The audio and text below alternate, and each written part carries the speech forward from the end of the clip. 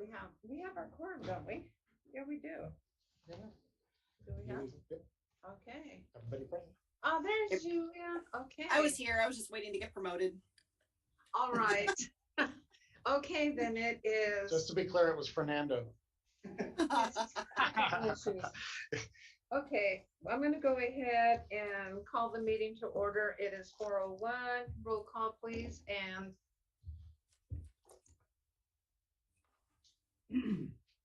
Member Rob Taylor, Here.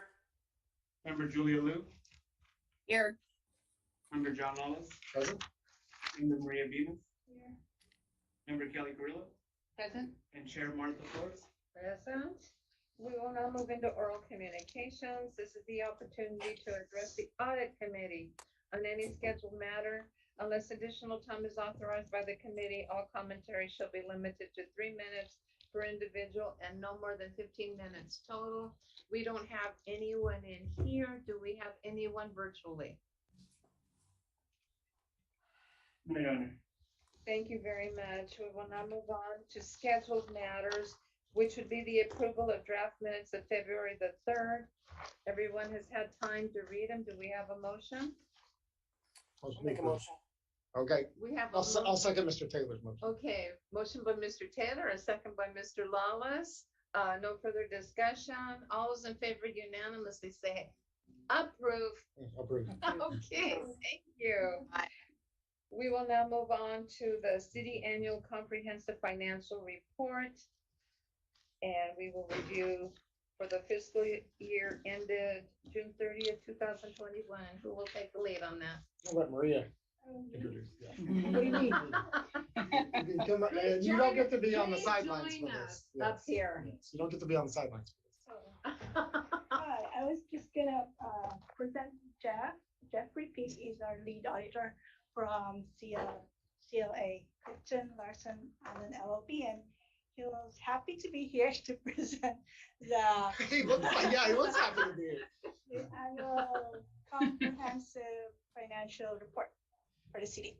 Jeff, thank you. And if I can, this is one of the core responsibilities of the audit committee is to engage the auditor on the audit as a precursor to the city council, which would next want to schedule Mr. Peak's presentation to the city council, and it's surprise. But you've done that before, Jeff, presenting to the city council, Yes, he similar has. to you'll get to hear it a second time in that. So, but this is an opportunity to ask questions for further query before all council is presented to. So, go ahead, Jeff.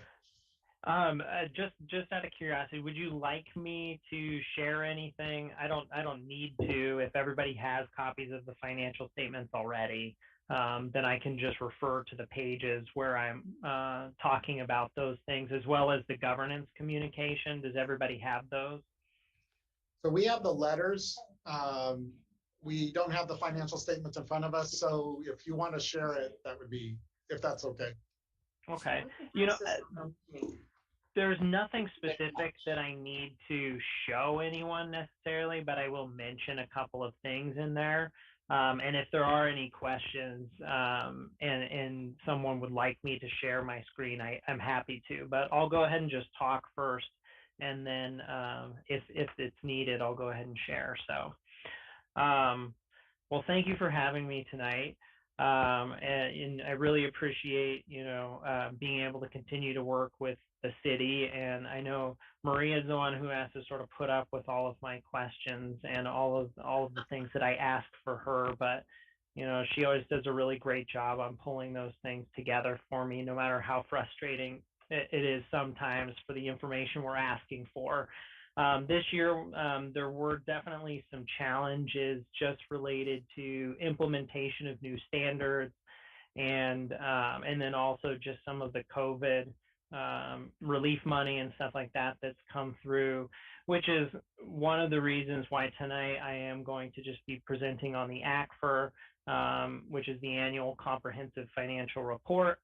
That is actually the new name for it this year because we're no longer allowed to say CAFR. It's apparently it's some kind of a racial slur in another country, and so they changed it to Annual Comprehensive Financial Report. And I'll also talk a little bit about the governance communication as well, which would be important for you all to hear and have any questions on also. So we will be wrapping up our single audit report over the next couple of weeks and have that issued before the end of the month. So then I would imagine that will all be ready to be then presented to the board at that meeting. But at this time, I won't really get into the single audit too much. And so I'll jump in right now to the financial statements.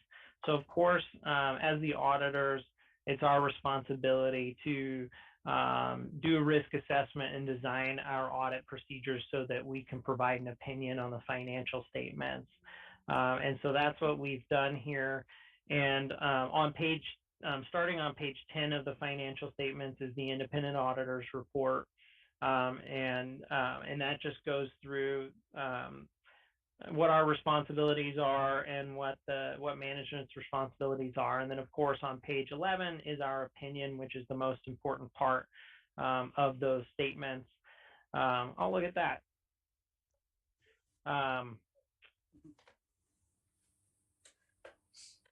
It's probably not actually PDF page 11. It is probably PDF page 19, it looks like. There we go. And so, it's our responsibility to provide an opinion in regards to the financial statements as a whole in all material respects. So it's not an absolute, but just a material opinion. And of course, we gave an unmodified opinion, which is the best opinion that we can have, which means that you can use these financial statements and rely on the information that's been provided to be able to make appropriate decisions for the city. The second thing that I do want to mention for this year, and I kind of alluded to it a moment ago, is we do have an emphasis of matter. And all that this is just letting the reader of the financial statements know that there were restatements in relation to fund balance and net position this year, and sort of what those restatements were related to. And so if you went to note 8, and we don't need to do that right this moment, but if you went to note 8, it would describe specifically what those adjustments were. And here it just summarizes that those adjustments were related to the implementation of GASB statement number 84, which was fiduciary activities for the current year. So GASB had released this standard in relation to fiduciary activities. And so the city had to go back and take a look at all of the fiduciary funds and make a redetermination on if those items should continue to be in fiduciary, whether they were in investment trust funds or private purpose trust funds, or if they were custodial funds. And then if those funds really needed to come back into the financial statements, into whether it was the general fund or other special revenue funds, and so on. And so there were some determinations that were made and some movement that had to occur. And then the presentation changed slightly in relation to those fiduciary funds, because previously there was a category known as agency funds, and that category then changed to custodial funds in the current year. And now in that fiduciary statement, you actually show all of the activities that are flowing through those, whereas in the prior year, it was all just a net position or a statement of net position presentation with everything just sitting in liabilities. So there were some changes to the way that was reported this year. And of course, that caused additional work. And there was a lot of back and forth on trying to make sure that the analysis was proper and that we were able to document what we needed to on that. That's really all that I needed to talk about on the financial statements. Is there any question on the ACFR that anyone has at this time? And then I can move on to the other report. Do the committee members have any questions? Mr. Taylor, did you? No? Oh, I saw that. Maria? I was gonna say, is there anything you wish to highlight? Say. Okay. Thank you. No, that was a no. Okay, I understand. Council, none. No questions right now. Thank you so much. All right, wonderful. So then the next report is just the governance communication that I wanted to just go through real quickly. Most of the information in the governance communication is just standard required communications to governance. It talks about some of the accounting policies, and in that report, we also refer to the implementation of GASB 84 just to make sure that you're fully aware that that has been implemented in the current year. We also talk through some accounting estimates and kind of just give you an idea of what those accounting estimates are for the city. Those things are the claims liability, also the pension and OPEB liabilities are also some of the things that we talk about in terms of estimates. And the reason why we mention these things in this letter is just to alert you to that, you know, these are significant items that are being estimated in terms of you know, those liabilities that are being added to the financial statements. And in the future, it is possible that new information could arise that could change those estimates significantly. And so we just bring those things to your attention so that it's more clear, you know, that you just have to be paying attention to those things and understand that they could fluctuate based upon new information in the future.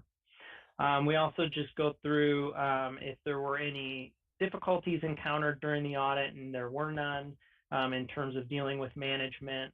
Maria, again, is a pleasure to work with, and I really appreciate her a lot.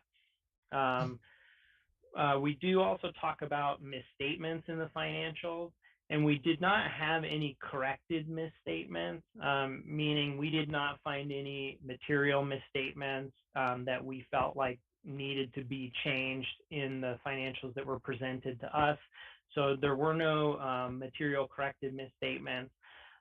There was one uncorrected misstatement, and what that had to do with was we were taking a look at unamortized premiums related to debt service, and those unamortized premiums related to debt service are actually supposed to be amortized in accordance with the effective interest method, and they're currently being amortized in accordance with the straight line method.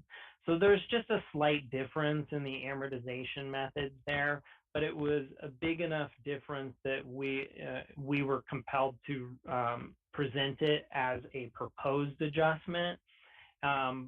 But it was agreed upon that it's not material to the financial statements as a whole.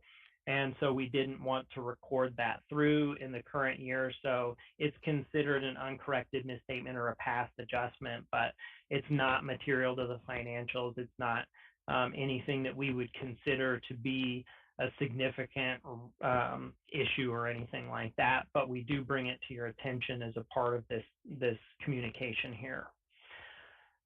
And then the rest of this is really just general information about the financial statements, just required communication information, but nothing really too much else is in that letter other than the things that I kind of mentioned already.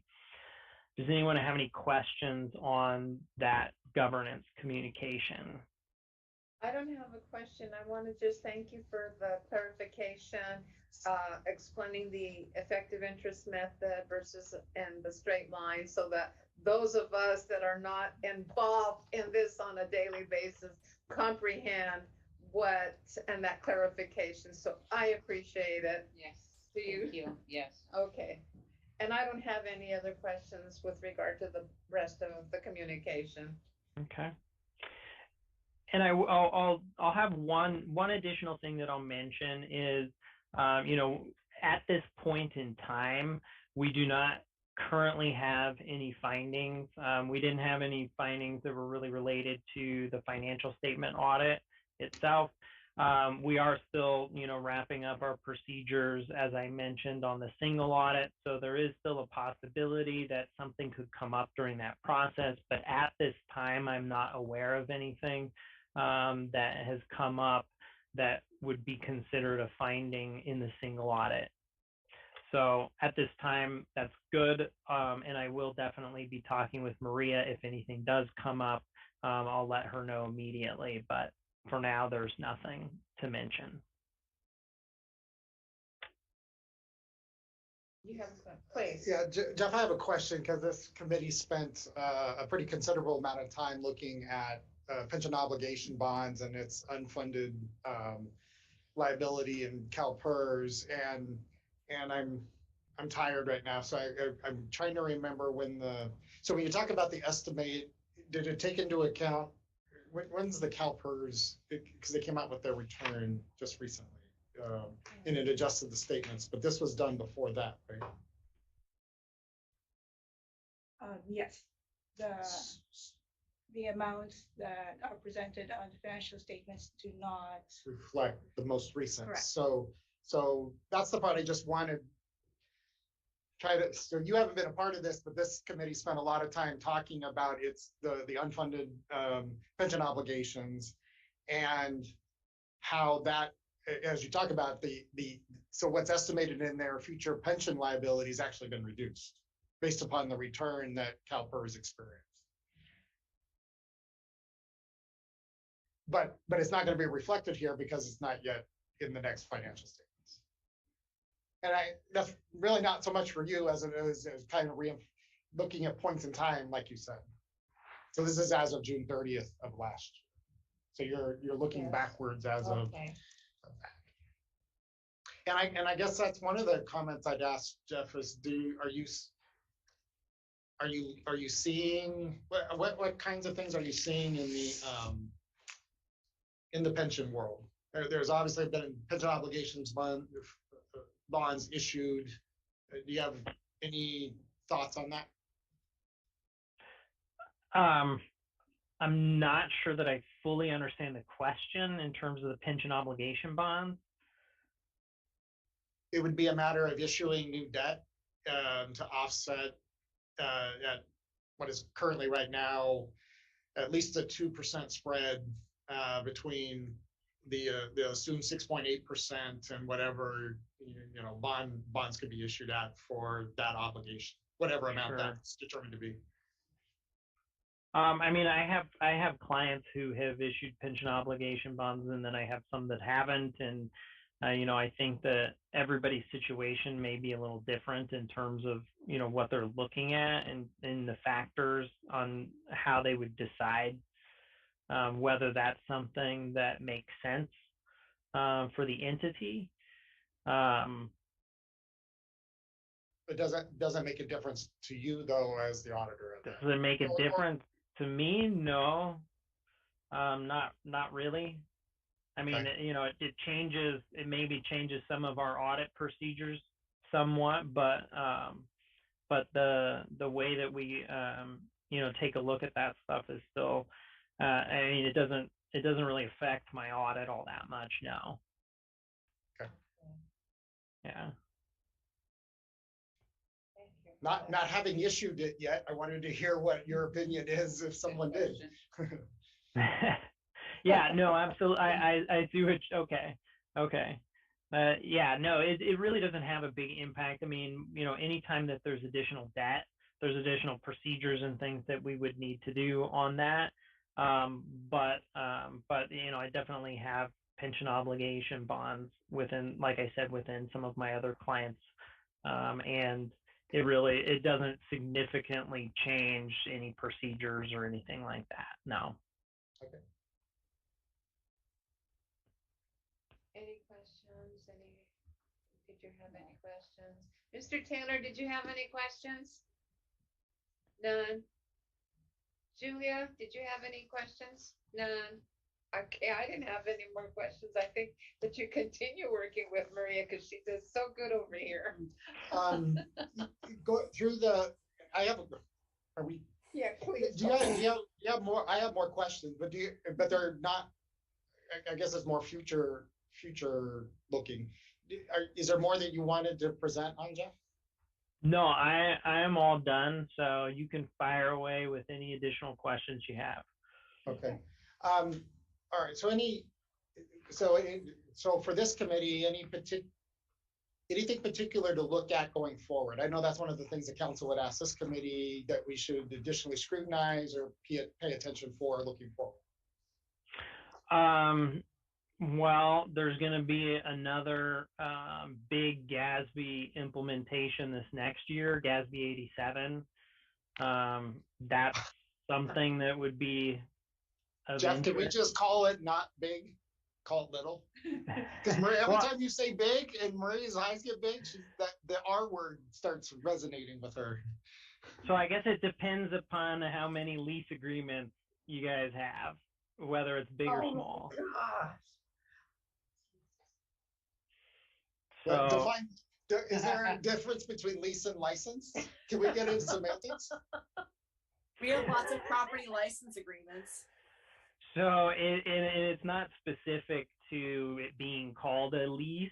It could be really any contract that has some kind of right of use asset built into it. We were So- being Oh, Jeff, dang it. Oh. Why did I ask this question? Good grief. And So, but this is 87? GASB 87, yeah. And this is definitely, like, this is the one that's been coming for a while, Mhm. and I think everybody's been dreading because it can be a heavy lift. So what you just said is that we should terminate all of our agreements. That's what we should do. I got that smile. Divest. Oh, gosh.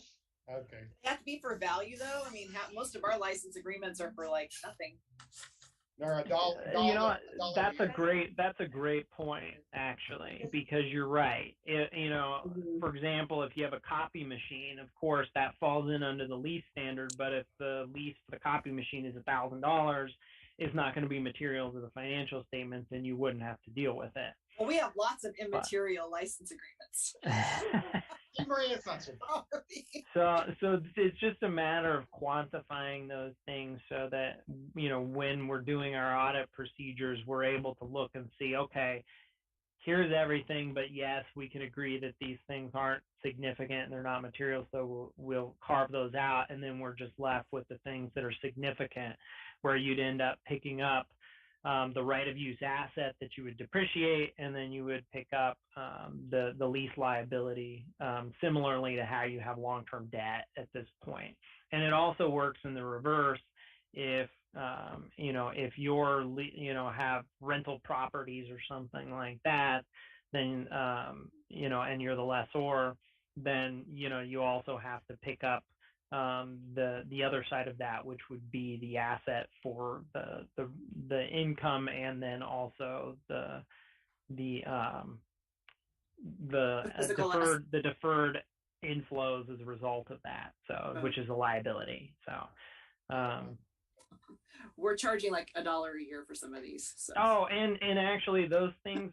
So it has to be reasonable rent. So in those cases where you're leasing something for $1, then it's like automatically carved out, because that's not like fair market rent. Right. They're to nonprofit organizations. Sure.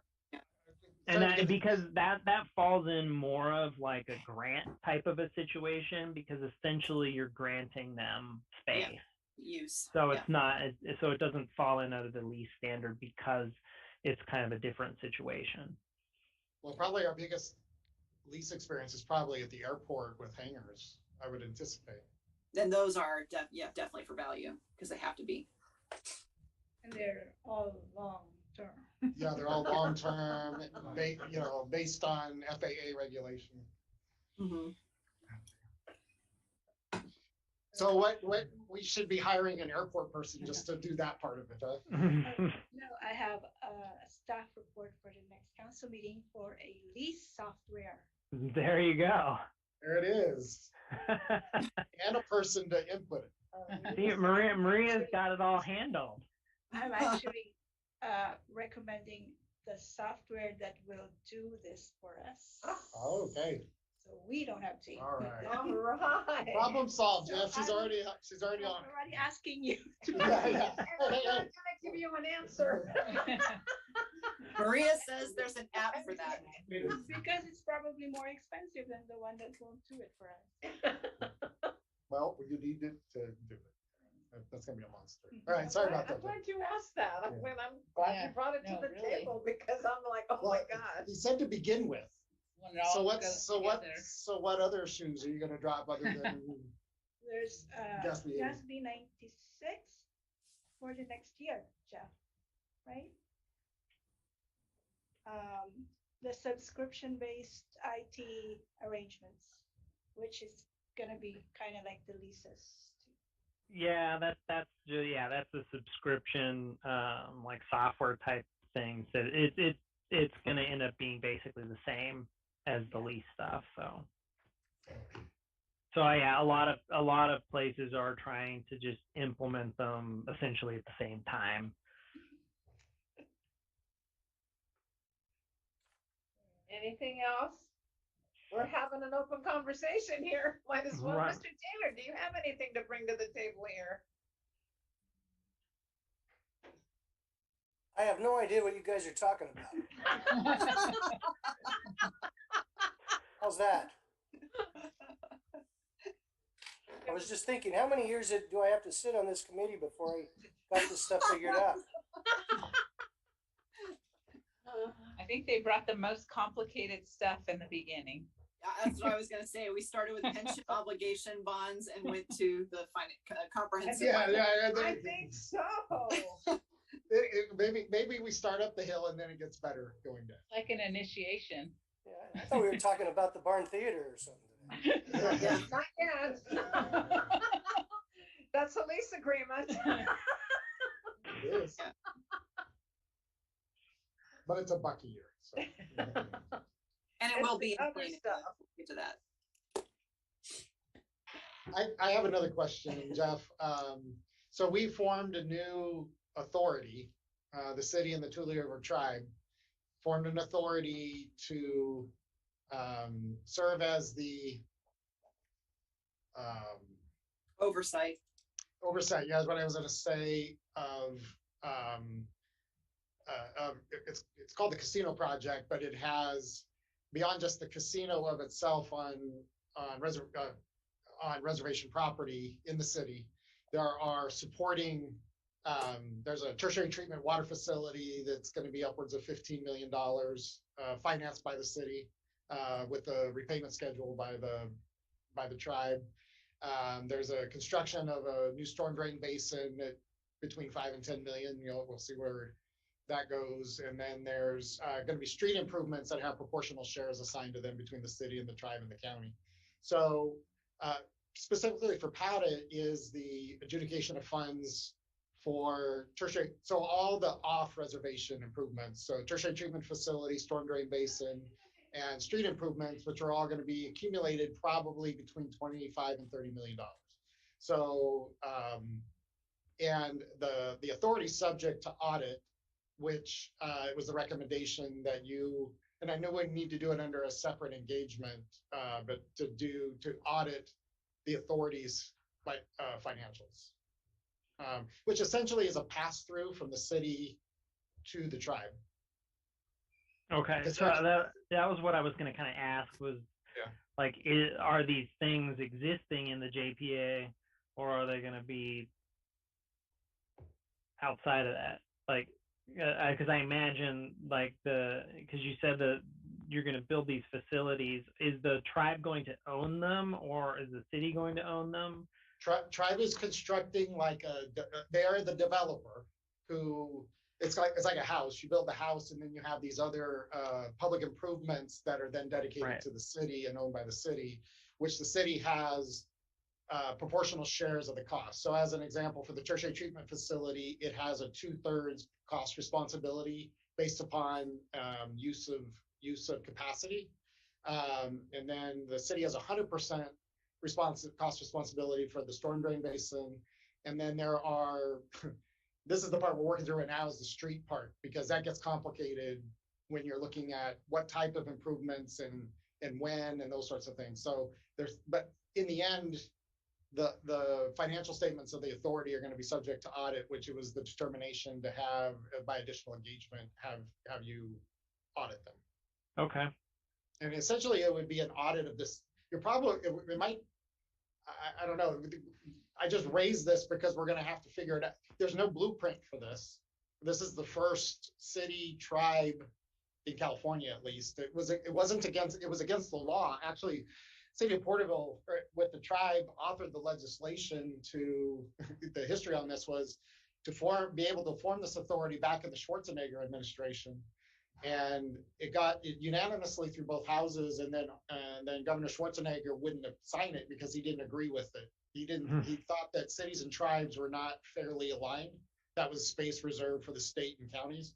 So, but then Governor Brown, one of the first steps he took was to allow such a JPA to be formed, which actually is kind of a place, where the city has some history to it, that the city and the Tule River tribe were the momentum behind the authority to do this. So it is that.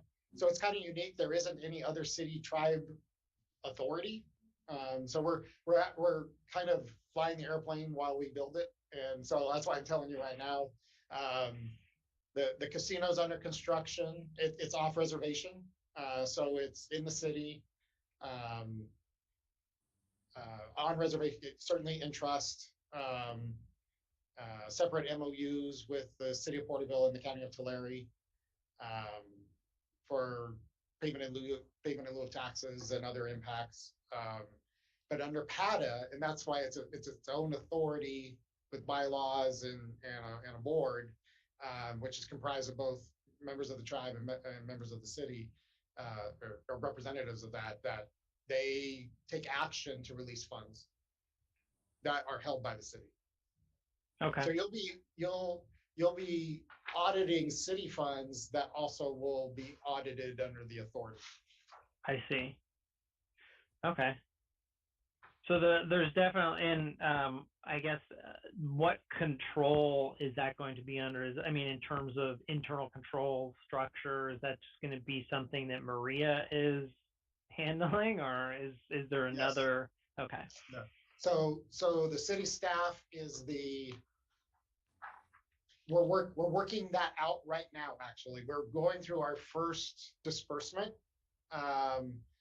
The first disbursement is $850,000 for preliminary construction of the tertiary treatment facility.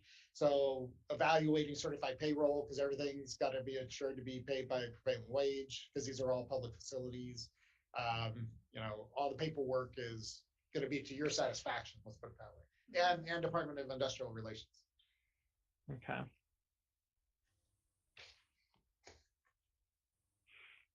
So I think I'll let you stew on that one for a little bit.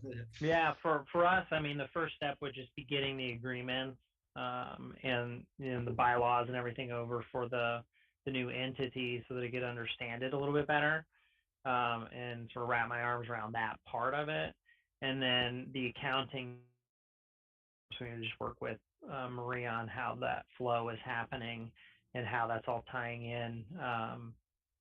And then that way I can put something together on what a cost might be. Yeah, so generally PAT is just a pass through. It is an oversight. So it's city held funds that go through a reimbursement is what I would call it. So work is accomplished by the tribe as the developer, submitted for reimbursement to the city to then be reimbursed from city funds through PATA to the tribe back in reimbursement. Okay. Instead of going to the city council, I guess that's the alternative. I see. It's the powers invested by both of the bodies to that. That's the power of the authority. Okay. Unique. Yeah, sounds interesting. I'm glad to have a public member that is on the ground and understands the relationship and the project. And the authorities it's subject to the Brown Act. So You know, so it follows all legal, I mean, subject to all of our legal requirements Sure. for transparency. Okay. So that'll be something new next year. Yeah, We'll have our first year financials. Yeah, I'm over here going, yeah, we will. Yeah, you're probably looking at the end of that, well, 25 million, probably. 25 million in activity. Okay. I'm taking a deep breath right now. Kelly, did you have anything? No. That's a lot, huh? Yeah. That's a lot of information. I think those are great questions though for Oh, prep yeah, for and us. just also just- for us to take yeah, all that in and be ready for the next year. I don't have any questions. Maria, I know that you speak with the gentleman all the time. I don't think Mr. Taylor has any questions. And I just see Julia reading. What she She's said. reading the financial I'm good. statement. That's what I'm reading the letter. Okay. I want to thank you for the information and for being with us and explaining what you will prepare and present to council so that we could understand. So in due time, we'll digest the information that has been presented here. But thank you very much, Jeff. So next step, Jeff, is just to wait for the single audit to be prepared and then to be finished. And then, Yeah. so that sounds like maybe second meeting of April, then might be, because we're in March, you said a couple weeks, so I think we're, Yeah, we should have that issued by the end of the month. And so into April should be fine. so maybe like April 19th. That would probably be good. Okay. Thank you very much. Yeah, thank you for having me. Much appreciated. Thanks, Jeff. Thank you. Thank you. Okay. I was so intent in the conversation, I need to get back to the agenda. Now we will go into the review of the barn theater agreement. I told the chair, I apologize. I had meant to contact Denise Everhart who about, and I apologize. I realized it at lunch today. I'm like, I didn't call Denise Everhart. But that's This is- okay, I wanted So I to- apologize for that. And it's okay because it gives us time to just kind of look at the agreement. I know that in the past, when we have had previous conversations with regard to some of the items that were on and in the agreement, there were discussions with Denise. She had asked us during those meetings to wait until their board was in place, they reorganized, and that they were able to have some conversation perhaps with a legal counsel. And I don't know if they've ever gotten into that, but we did discuss the agreement during the COVID time, and it had to do with certain things, especially some of the language as in the paragraph, not that for the benefit and not for profit of an individual enterprise. There was a discussion about the licensee and the occupancy of the property and the improvements thereon, etc., because there had been some work done to the barn theater, which probably should have come through the departments through and notified us before they pursued that, and the concern with cost, because it became our understanding that there was an HVAC system that had been installed and that there were it was just installed and there was no contract or an agreement other than who's going to be responsible for that, and the gentleman passed away and they still had the obligation. And so those were the questions that had arisen to that. And it was important that during those discussions, we were very consistent that a legal counsel representative for the barn theater look at the document, and that's pretty much where we left it off. Other than the communication was made that same time that we met, was that they were going to wait, leave everything as is, and come back and have that discussion after they have reviewed it and legal counsel representative. That's my understanding and recollection of what we talked. Yeah, and we did have code enforcement did have a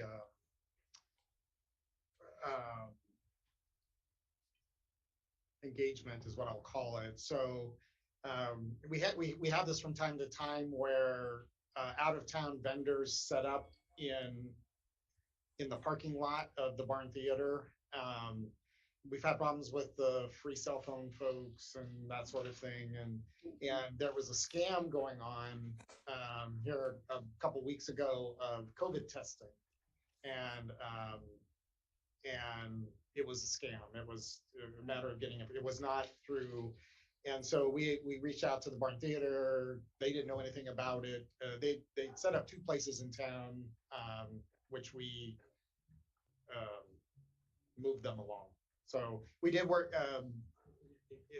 So I would say it was effective communication. We reached out to Denise. She's like, I don't know what you're talking about. You've got somebody set up, and I think that's the important piece of just communication. And that's what was kind of the emphasis when they were doing outdoor retail events, which gets to where the agreement needed to be modified, because it talks about being the barn theater being exclusively used for, plays and things of that nature. And when you're doing small retail events, which they are looking at for monetary reasons, because not having the ability to have had plays and those sorts of things during COVID. So, but in any event, I think, with things as they are today, I don't know where the barn theater is in terms of, I know that they're having plays. They're again having presentations, and they've had some outdoor events. So.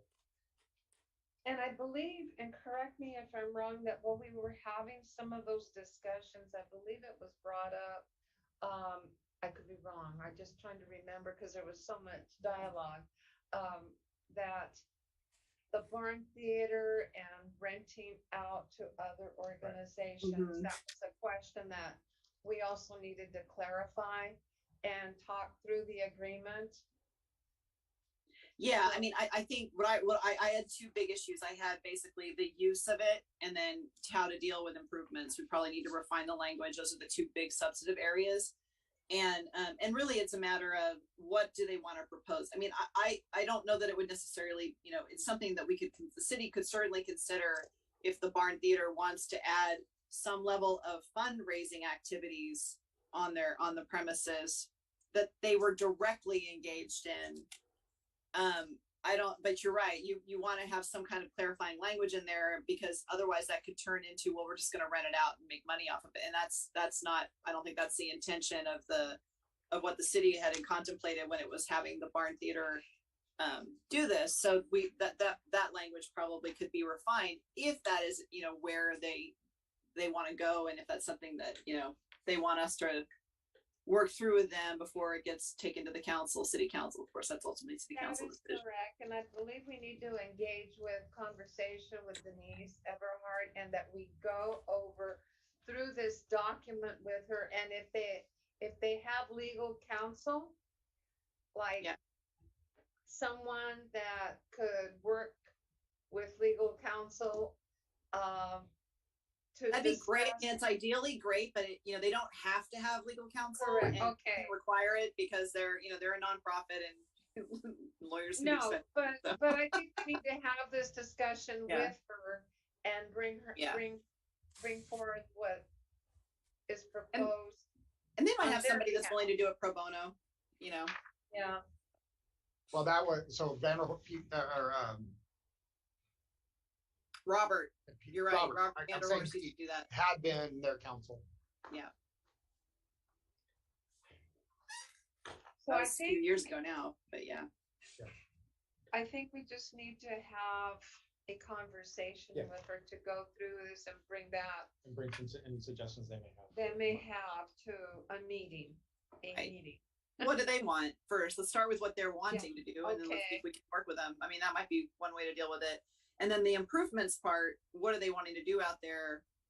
You know, I really, it's more of a making sure we have the process for them getting approvals and making sure they understand what they need to do prior to when they just start going and making improvements, and what those requirements are. We have to make sure they are complying with the with all laws and regulations. That's a big deal since it is our property. Okay, Can I ask a question? please. Sounds like we've got a lot of these kind of leases and stuff. Any benefit to the city to have all of these? I mean, sounds like a big pain in the, you know what? Is it just to keep control over certain buildings and properties so they don't, you know, because they have some sort of historical significance or something? Or, you know, it doesn't look like the city gets any real revenue for it. Yeah, So why do we have these? Well, so you're gonna read in the paper tomorrow as an example. So just before I came in this meeting, the paper called about the Friends of the Library as an example. So Friends of the Library wants well, because they don't have any money, and any money that, you know, they don't have money for a building. And their book sales or whatever, you know, if they're a couple $1,000s they might make in a year, they donate back to the library and those are books that are surplus from the library to the Friends of the Library, who then sell the books that are disposed of. You know, there's nobody reading them, or they become aged out or replaced, and then folks buy them, and then they collect those, and then each year it's about $1,500, I think, that they've generally gone to support usually children's activities. And it's a way, it's called Friends of the Library. And so right now we're storing their books. So they were in the Spencer House, which was never intended to be a functional facility, but it was never intended for them. I'm giving a long answer to your short question. So in the end, it's about community benefit. So with nonprofits that can't afford to have a piece of property, Barn Theater, as an example, I guess couldn't afford land, but constructed a building upon it. So there, it's a unique, where the city, it's a land lease, and it's within, and that is in a. It's in the park. Well, and not only that, there's a restricted covenant. Restricted covenant on it that if it's stopped, we can't sell it. Otherwise it reverts back to the Murray family. And there is a family member in Fresno, a judge in Fresno. There's a variety of reasons for the variety of properties. Some of them are because really we would actually, like John said, we would consider selling, but the nonprofits don't want to have the responsibility of owning the property, or nor they can necessarily afford to buy it. Well, the Putnam Center is a great. So when we built the Heritage Center, we moved out of the Putnam Center and it was put up for sale. I think we, at that time in 2006, we were asking $750,000 for the property or something like that. It was, and then Commission approached the city and said, we wish to operate a cultural center there, and for $10 a year. And so instead of selling a surplus property for $750,000 at that time, which is probably today worth, you know, maybe $1 million. You know, so there's a $1 million piece of city asset that is being operated by Commission under a license agreement for $10 a year, which they have a maintenance responsibility for it. I use that as an example because where else are you gonna? They don't have $750,000 or $1 million to buy it. Yeah. And then the other thing too is sometimes it's in the city's interest to hold on to the properties in case they need them for future public use, and this is a way that they can provide them to nonprofits to use. We can't do that for private enterprise. It would be a gift of public funds. But when these nonprofits have a purpose that's shared with the city, then we can legally provide them the use of the property at a nominal charge, and in exchange for them to provide some maintenance responsibilities, which then alleviates some of those costs that the city would otherwise incur. But it just kind of depends on this, and it's just, I mean, these have been around, all of these license agreements have been around way before my time. It's also just been historically kind of like the city's goodwill in doing it. It's And not actually, uncommon. Yeah. it's a really good question because it was something I wanted to bring up from a conversation I had with member Carrillo this last week, who had a great idea. It was a good question and great idea, and I talked to Mr. Moore. So Mr. Moore, through Parks, in large part, these, because he's in charge of facilities, oversees all these agreements and brings. We had one on this last council agenda, which was an amendment to our airport restaurant lease agreement, which was an extension that was an option for the leasee. And it was a great question. And should the audit committee review any agreement? If the responsibility falls to this committee, should it review the agreements before they go to council for approval? And I thought it was a great question. I think, and one that I talked with Donnie about and said, yeah.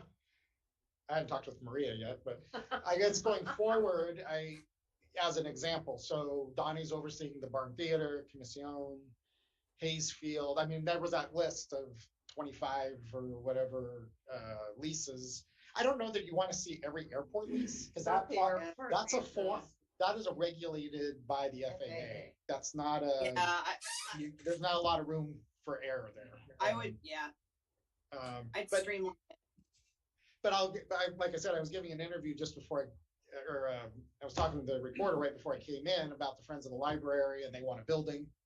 To your question, we don't have any money. We need a building, whether it's going to be stout, which we need to put 100 grand into it to make it publicly accessible, or we just bought a building at Cleveland and 2nd Street where we operated one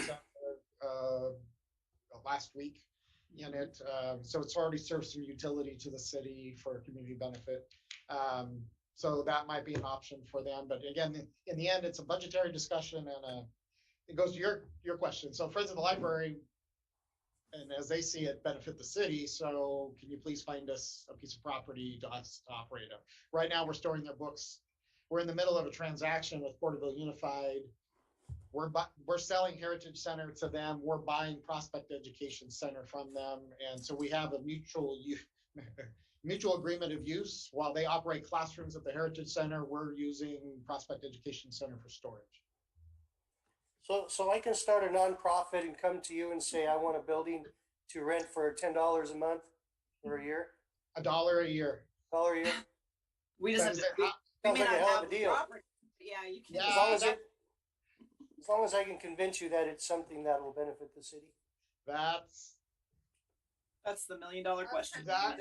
Or in this case, the $10 question. Yeah, $1 or $10 question. 10 might be a little steep, but I can handle $1.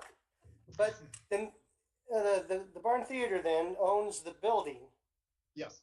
That they are, and so they are responsible completely then for the maintenance of that building. Yes.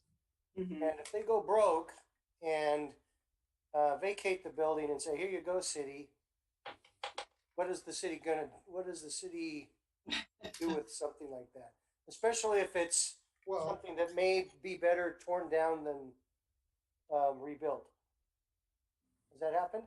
Well, like I said, so this gets us. I mean, it would be better to have this conversation with Denise in the room, because this gets to, they were looking at historical places, which I strongly cautioned against, because we have one of those, and it's really challenging to have historical places to do any kind of maintenance on it, because you have to keep it as it's, as close. So the Zallet House, trying to keep something that looks like it was in the 1800s without any new materials is really challenging.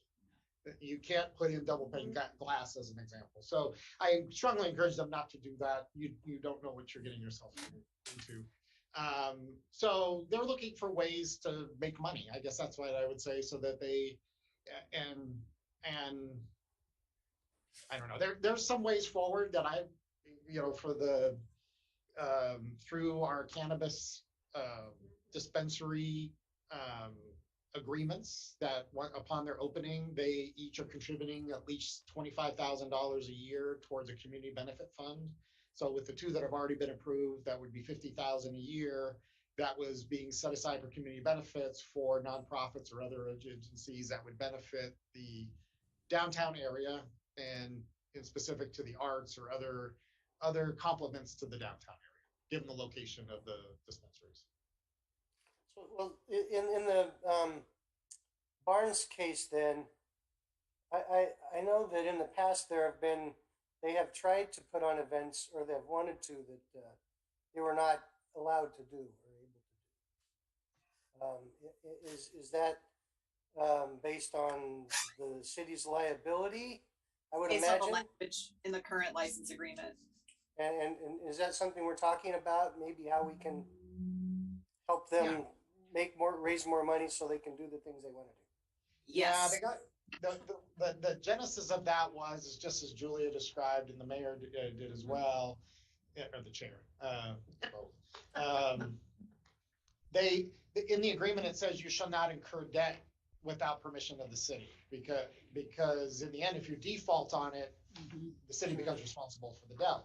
Well, they did an HVAC improvement, one without permits, and two they incurred debt, and then the gentleman that did the installation passed away, he and his brothers. So it was with Zone Air, and they were trying to figure that out, and Zone Air, so it was just kind of in limbo, and they needed some time to figure that out with them because there was debt.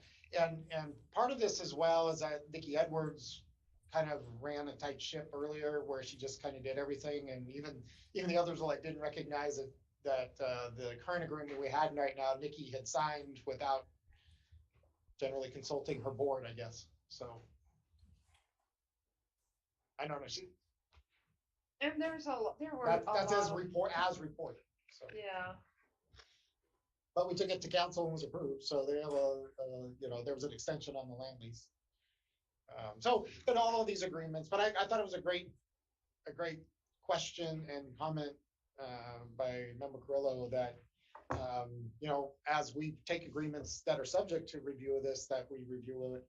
So I talked with Donnie about that, and we'll look at because we're also having some chatter from a gentleman who's not happy because we entered into a license agreement for Angels Baseball Club to use one of the fields at Zalad Park, and he likes to run his dog off leash at Zalad Park, and the fence is in the way. So, Jeez. he called the paper. Charles Wisnan asked me about that as well. So, Donnie's been spending a lot of time trying to assuage this gentleman. So, Jeez. Who's not happy. So in any event, but I think it was good. That was something, but I guess for the committees, I'll work with the directors in the variety of agreements of use, just as talked about by Mr. Peak, if we're going to have license agreements or amendments to those things, that we bring these to the committee just for comment. Okay. And then we can say we reviewed it with the audit committee, had input on it before it goes to city council. So if it followed form, for example, the meeting before, we would have invited the restaurant operator in to talk about, I'd like to exercise my option to extend. It was a 2-year or 1 year, or is it 5? It was a 5-year, 5-year extension on the restaurant, which she also wanted to change the legal change of name. So it was just an option with the change of name. So, but just curious on the restaurant thing, does the folks that lease the restaurant then out at the airport, they pay kind of market price, or do they get to lease that for $10 a year? No, it's airport property, so you have to do it according to federal. They tell you how much it is. You're not allowed to undercharge. And the property across the street from City Hall, then, where the Hoagies used to be, that's something, though, that the city chooses as far as the cost of leasing or renting. Yeah. Yes. Is there any guidelines there as well? Or? There is, where because we're a governmental entity, we have to charge fair market value. Unless there is a community purpose. That's Julie, because you're it's a on- you're on for-profit, mute, Julia, but you're shaking, you agree with me. it's a for-profit type of business versus, Right. That's exactly the difference. Yep. So we don't have the gift of public funds issue if whoever is using the property is using it for a power that is consistent with our public powers that we would have the power to do.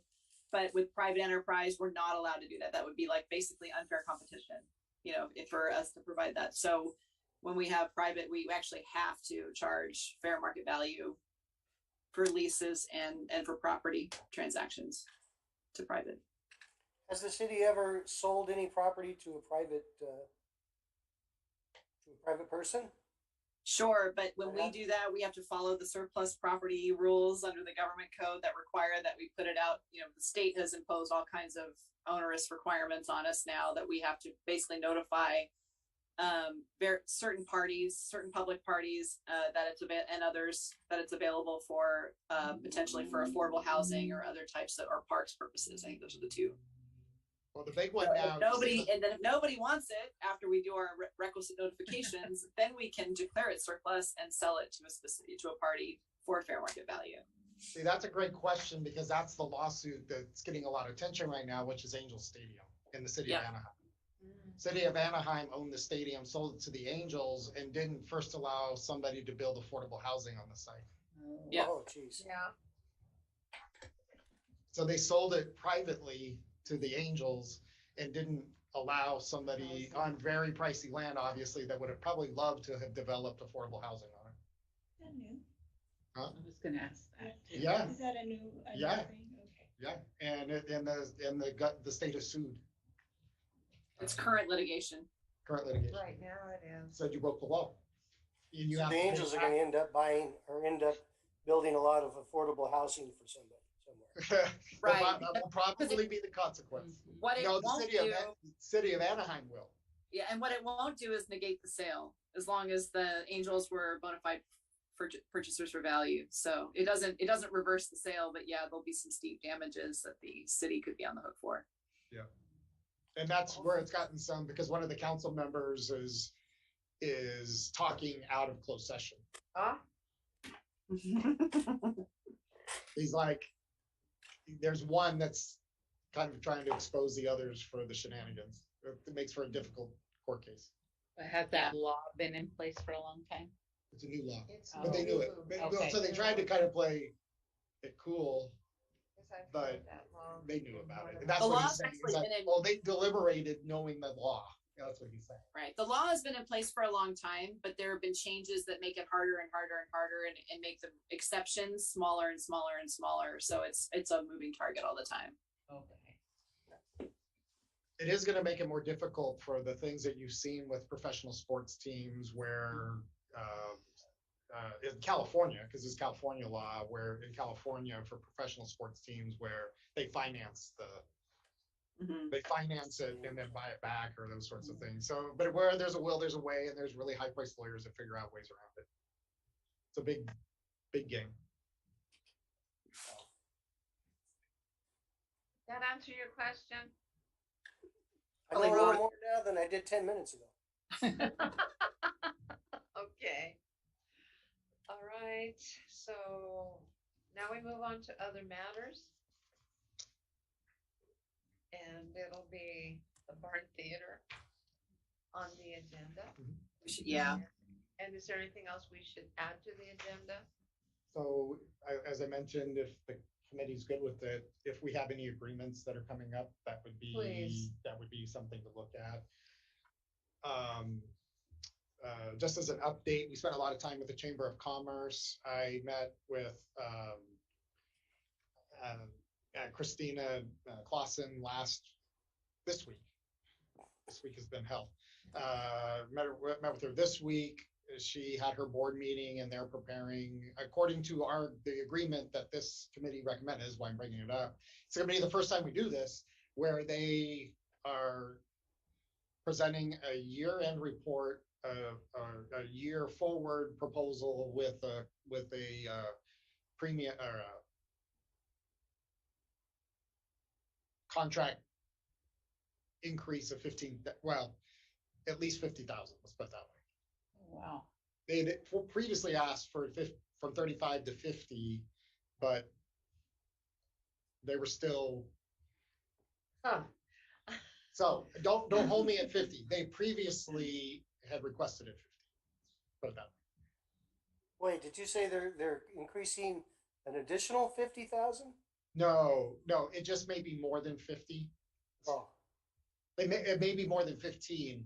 So the total, but I just raise it because the request had been made, and so I was making sure that we were We will following. have to have that discussion. Well, it's at the council level. This group. It's this, really council, yeah. Yeah, Yeah. because we had already done that over there. So she will be. So I told her, because it says by April 15th or sooner. So the first meeting of April will be scheduled. I told her she needed to prepare the year in review, the year forecast. Here's the activities that we plan to do, and as well as your end of the year financials, which I guess they were just getting because their year ends in end of October, and then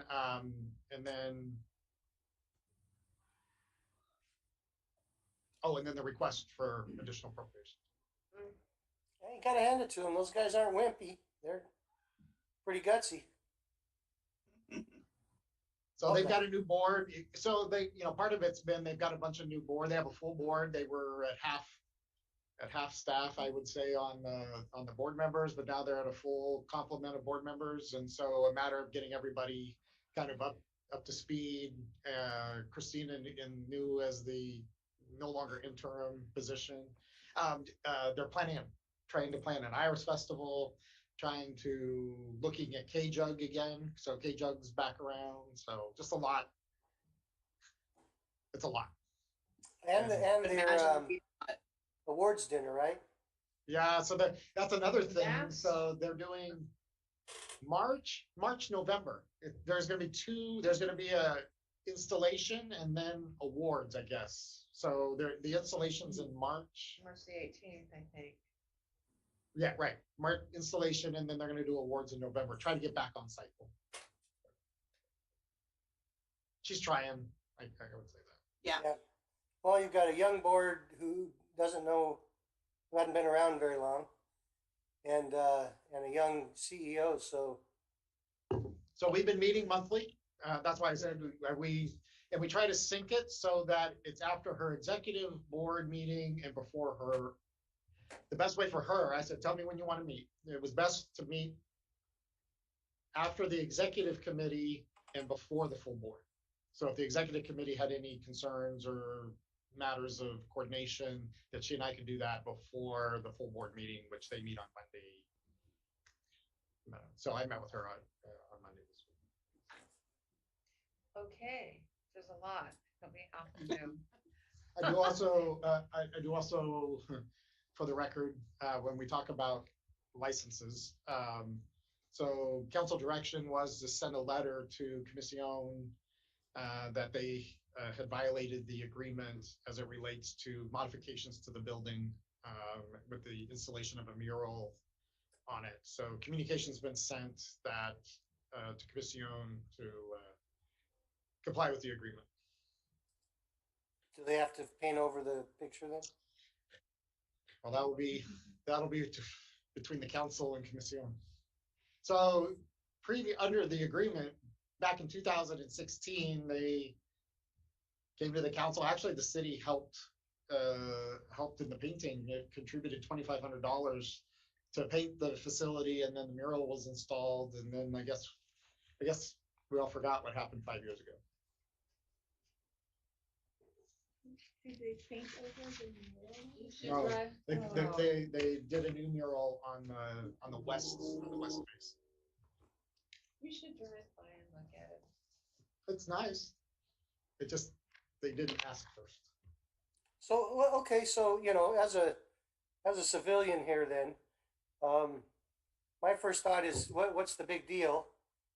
Doesn't really affect the structure, right, or any of the value of the building, but the council can be kind of stinkers about this, I guess, right, and say, hey, listen, you didn't ask us, and I know how, you know, I've heard plenty of people from bureaucrats, I guess, say that. Didn't follow the rules, well, the rule's the rule. And just want to enforce the, not the spirit of the law, I guess, the letter of the law. Well, I think What do you guys think about, can I ask that If I could, question? if I could say it this way, if you were renting your house, if you rented your house to somebody, Or business.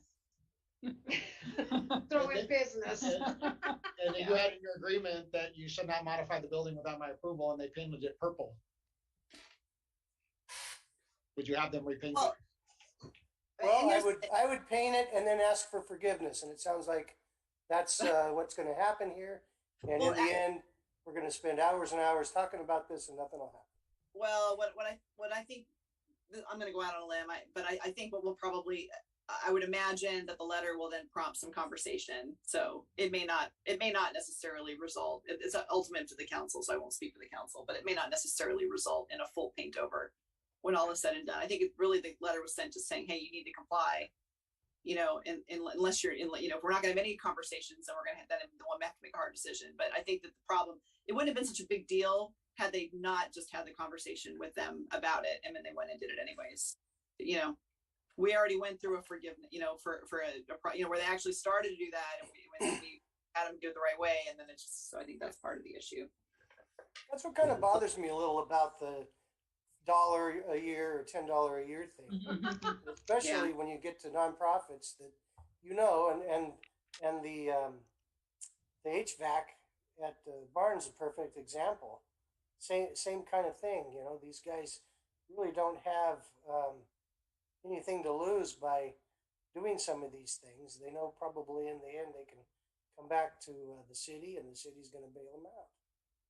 I don't know how often that happens, but I would, you know, a lot of these guys are living on a shoestring anyway. Yeah. I mean, just you sit in those meetings and you know that's the, you know, the thinking. They're going to go do whatever they want and deal with the consequences later. I Because just what thought they're that doing was is another. they have a noble that's another- cause. They think what they're doing is for the good of the, you know, the good of mankind. So I don't know, I'm gonna get too cynical here, but All right. If there's, is there any more? No, All that's all, right, that's all my because disclosures. With all of this and everything to digest, let's have a meeting after Easter. Toward the end of April, at the end of April. End of April. Okay. Can I make a request that it not be on a Tuesday or Thursday afternoon, just at least for the next few months? I've got conflicts with personal conflicts with I'm Tuesdays. I'm going to as well. So How about, I'm missing my kids' dive and swim meet tonight. I'd like to not miss it. all right, let me throw this date out. April the 27th, it's on a Wednesday. That looks like it'll work. All right, 4:00. I won't be there. Okay, how come? No. I'm going to be at a chocolate convention in Napa, actually. Oh my gosh, all right. So too bad for you guys. Can we have Do a we meeting schedule there? the meeting now? Can we schedule a meeting at the chocolate convention? Chocolate and wine. We need Fernando. You don't have to meet here. Have it there. Allow Zoom participation. Okay. So it is April the 27th at 4:00. And with that being said, what time is it? Oh, it's 5:15. 5:15. Meeting is adjourned.